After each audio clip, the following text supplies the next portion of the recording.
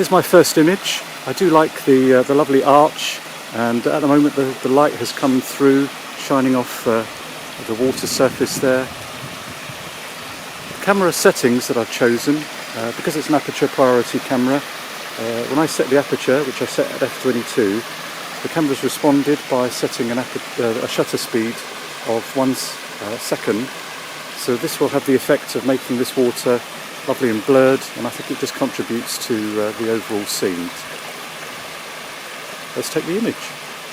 Shooting in black and white, so I'm obviously looking for lots of texture, and was drawn to this log because of its bark, and I love the kind of the colours, although in black and white they obviously be tones, but I love the texture there. I think there's a lot of good things. So again, I've gone for a f8, and the camera's telling me 1/4 of a second, so let's take the image.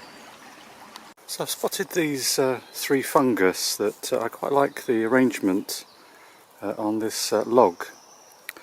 So I'm going to try and take a photograph of those 3, and if I just zoom out, sorry.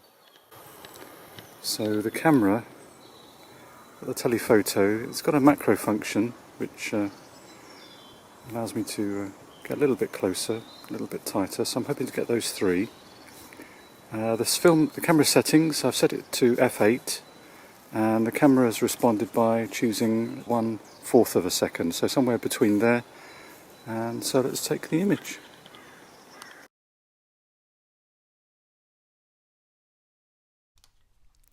Yes, unfortunately, as I was just about to take the image, the camera ceased to function.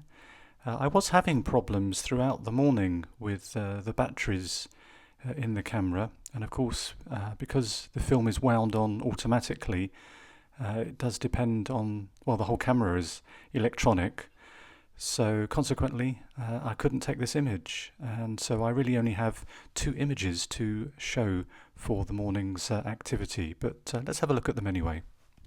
Here is the first of the 2 images with the bridge and the little waterfall. Quite pleased with this one, how it's come out. The camera's done really well to expose both for these very bright highlights and the dark area. I thought that was quite good. And then the other image was the bark on the tree. Again, done a good job in terms of exposure. Unfortunately though, I was very concerned when I took the image that the very low shutter speed, and sure enough, when you look a little closer, see there is a bit of movement. So whether that's the camera mirror vibrating through the body, I'm not quite sure. But the consequences of that are that this really is the only contender in terms of images to be printed. I won't be displeased, of course. I'll be quite happy with that if I can duplicate that as a print. So let's go to the darkroom. So here's the test strip for my bridge, arch and waterfall. The timing goes from 4-second intervals, so 4 seconds all the way through to around 30 seconds, 32 seconds. And it's very clear that 32 seconds or 30 seconds is where I want to be in terms of my contrast in my rocks or my stonework.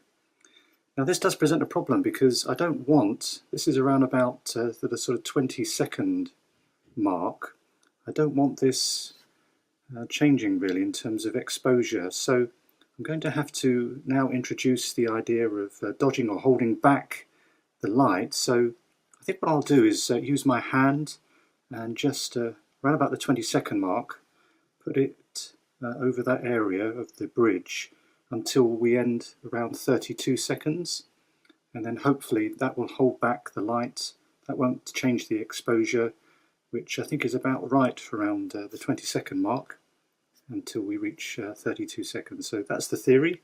Let's see if it works. So finished image of the bridge, and I am very pleased with it indeed. Holding back this area with my hand over the 20-second mark seemed to hold that well, and it's kept the detail, and certainly the detail in the arch and the flower, not the flowers, the vegetation here is really good.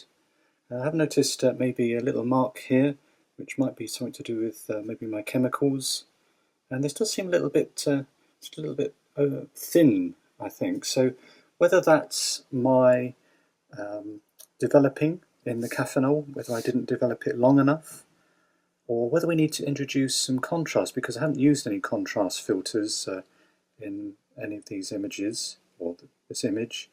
So that might be something I might have to examine in a future print. But overall, I'm very delighted indeed with this image.